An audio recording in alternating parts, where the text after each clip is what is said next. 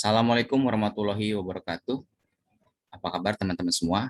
Saat ini saya mohon izin menyampaikan materi kalimat efektif ya, yang merupakan materi selanjutnya sesudah materi diksi. Berbicara tentang kalimat efektif, kita harus mengetahui bahwa syarat dalam penulisan kalimat efektif berbeda dengan kalimat biasa ya. Kalau pada kalimat efektif, kita hanya memerlukan subjek dan predikat saja.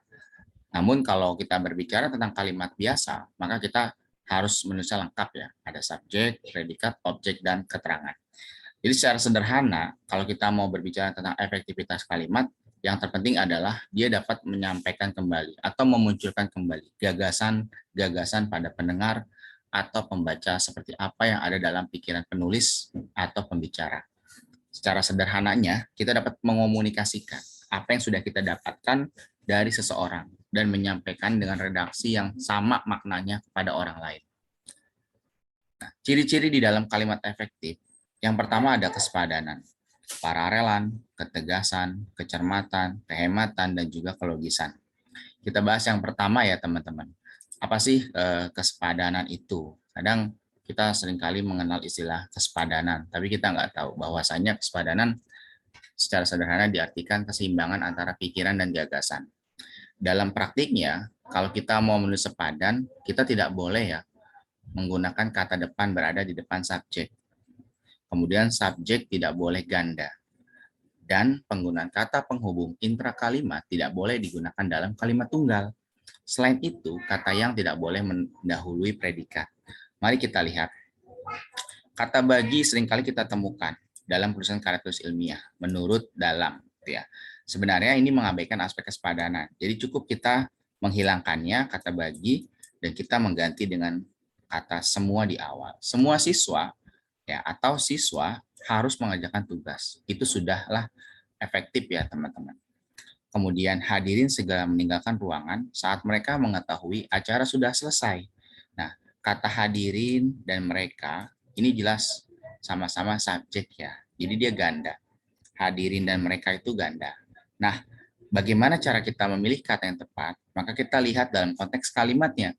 Hadirin segera meninggalkan ruangan saat mengetahui acara sudah selesai. Atau kita ubah, segera meninggalkan ruangan saat mereka mengetahui acara sudah selesai. Tentu saja yang kedua menjadi tidak tepat, karena kita kehilangan subjeknya di awal. Maka kita bisa hilangkan kata mereka. Ya, hadirin meninggalkan ruangan saat mengetahui acara sudah selesai. Dan segeranya boleh kita hilangkan, karena meninggalkan ruangan juga itu sudah pasti segera. Ayah membeli motor Honda, sedangkan ibu membeli motor Yamaha. Sesudah titik, kita tidak bisa menggunakan kata penghubung intrakalimat, yang mana kata penghubung intrakalimat yaitu terletak pada kata sedangkan. Jadi kita bisa menggantinya ya. Kalau kita menggunakan titik, maka kata penghubung antar kalimat yang kita gunakan. Misalnya kata namun, koma, ya. Atau kalau kita mau ganti, ayah membeli motor Honda, koma gitu ya. Sedangkan ibu membeli motor Yamaha dan nggak perlu dikapitalkan. Kampus kami yang terletak di depan Hosen Culinary. Kata yang ada di sini ataupun tidak, ini tidak memengaruhi maknanya. Jadi kita bisa hilangkan saja. Karena di sini yang berada mendahului predikat.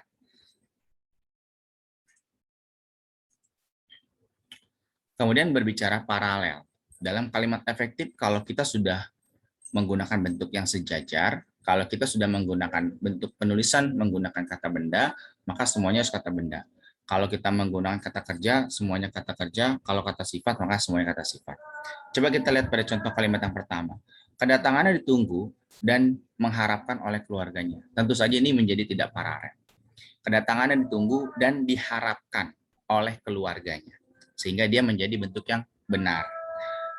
Kemudian, ketika kita berbicara tentang ketegasan, tegas itu berarti kita berbicara meletakkannya, suatu kata atau kalimat yang mau disampaikan dalam bentuk penegasan di bagian awal.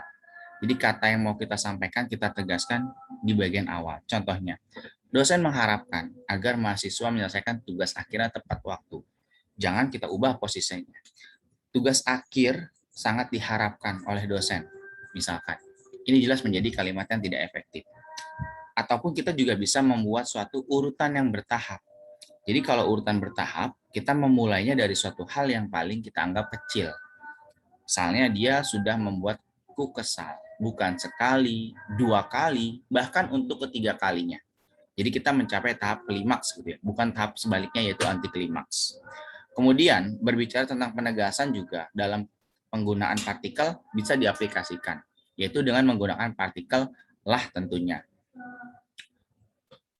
Kemudian berbicara tentang hemat di dalam kalimat efektif, berarti kita memang dalam penulisan benar-benar memperhatikan aspek ya, seperti redundan, jamak, ataupun bersinonim. Contohnya ya, kita harus menghindari pemakaian superordinat pada hiponim. Jadi kalau sudah ada bentuk yang kata khususnya, kita hilangkan kata umumnya. Di mana engkau menangkap merpati itu? Ia memakai baju berwarna merah. Karena merah sudah termasuk warna, jadi untuk kata warnanya kita bisa hilangkan. Menghindari kesinoniman dalam satu kata. Maaf ya, ini satu kalimat gitu ya. Karena katanya masih memiliki kesamaan. Kata sejak dan dari ini sebenarnya sinonim. Nah, kata pagi di sini menunjukkan keterangan waktu. Jadi yang kita gunakan tentu saja adalah sejak, bukannya dari. Karena dari menunjukkan keterangan tempat. Kemudian tidak menjamakan kata-kata yang sudah jamak. Kata para itu lebih dari satu. Kemudian hadirin juga sama ya teman-teman. Sudah lebih dari satu. Jadi bapak-bapak juga sama. Makanya kita bisa memilih kata hadirin saja. Kata paranya kita buang. Hadirin sekalian yang saya hormati gitu ya. Cukup itu saja. Beberapa orang saling baku hantam. Baku hantam itu sudah kegiatan saling memukul.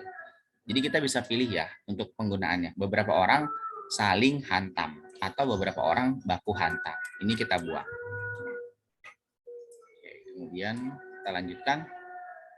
Berbicara aspek kecermatan di dalam kalimat efektif, ini tentu saja kita harus memperhatikan bahwa cermat itu kita harus menghindari penggunaan yang nantinya berdampak pada ambigu.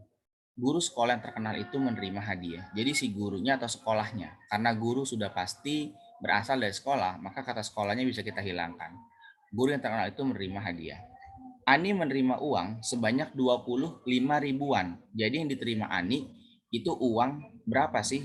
Uang 20 lembar 5 ribuan atau uang 20 ribu dan 5 ribuan. Jadi kita bisa hilangkan kata sebanyaknya. Lalu An-nya kita buang. Jadi Ani menerima uang 25 ribu. Yang diceritakan menceritakan tentang putra-putri raja, hulu balang, dan para menteri. Nah, kita mau menceritakan, jadi kita buang. Menceritakan tentang putra-putri raja, hulu balang, dan para menteri. Menurut kabar burung, Anto sakit. Nah, kata burung ini bisa menimbulkan makna ambigu. Jadi yang sakit itu Anto atau burung peliharaan Anto. Menurut kabar, burung Anto sakit. Berarti burung peliharaannya Anto. Tapi kalau kita hilangkan kata burungnya, ini jelas tidak menimbulkan makna ambigu. Ya. Kemudian kita lanjutkan pada aspek yang terakhir, yaitu kelogisan. Berbicara logis di dalam kalimat efektif, berarti suatu kalimat harus dapat diterima oleh nalar. Taufik Hidayat menduduki juara pertama Indonesia Open. Kata menduduki ini jelas tidaklah efektif. Karena Taufik Hidayat yang dimaksud bukan meraih gitu ya teman-teman, tapi duduk di atas juara pertama. Ya, kemudian wanita korban tabrak lari terlihat duduk di pinggir jalan. Jadi ini untuk yang pertama kita ganti ya dengan kata meraih. Kalau misalkan kita melihat seorang wanita, dia sedang duduk di pinggir jalan, berarti dia belum menjadi korban tabrak lari. Kita bisa mengubah bentuk kalimatnya supaya dia dapat diterima nalar. Karena kalau dia sudah menjadi korban tabrak lari, dia tidak mungkin duduk di pinggir jalan. Sebelum menjadi korban tabrak lari, wanita itu terlihat duduk di pinggir jalan. Maka dia bisa diterima oleh akal. Kemudian penonton melempari batu kepada wasit. Kenapa di sini dikatakan tidak logis? Kata kepada itu bentuk penghormatan. Jadi nggak ada orang melempar batu itu bentuknya sopan. Makanya kita bisa ganti. Penonton melempari batu ke wasit atau ke arah wasit. Kemudian contoh selanjutnya, Tante Mira membantah bahwa dia tidak membunuh suaminya. Dalam kalimat ini, jelas Tante Mira justru mengaku, ya, membantah bahwa dia tidak membunuh.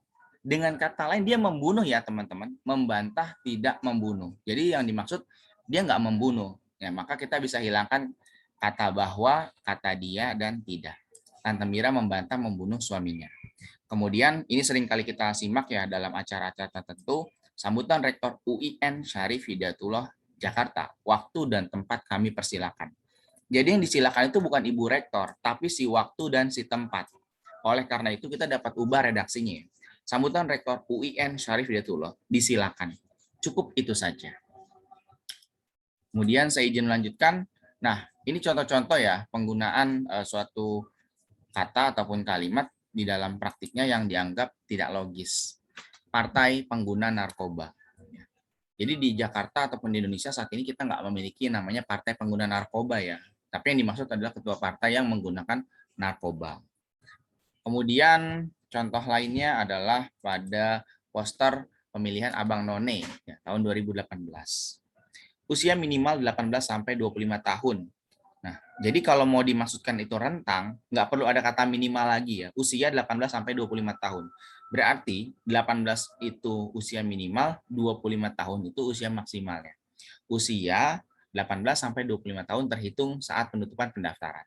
Jadi kata minimal tidak diperlukan. Kalau ada kata minimal, berarti orang yang berusia di atas 25 tahun pun bisa ikutan. Kemudian terakhir, Jakarta dikepung banjir lagi, lalu lintas macet parah. Ini sebenarnya adalah provokatif suatu berita. Jadi menarik orang untuk membaca. Padahal tahun itu saya nggak merasa kebanjiran ya di sekitar rumah saya. Saya masih bisa mobilitas menuju kampus. Artinya ya nggak semuanya. Jadi ini memang tujuannya untuk menarik minat pembaca. Jakarta, ya sebagian wilayah Jakarta banjir lagi. Atau sebagian Jakarta banjir, lalu lintas macet parah. Ya, karena tujuannya menarik minat pembaca, maka dilakukan dengan model seperti ini. Nah, ini salah satu contoh ya provokatif dari koran digital. Oke, baik teman-teman, itu saja mungkin yang saya sampaikan. Kita ketemu lagi dalam materi berikutnya. Assalamualaikum warahmatullahi wabarakatuh.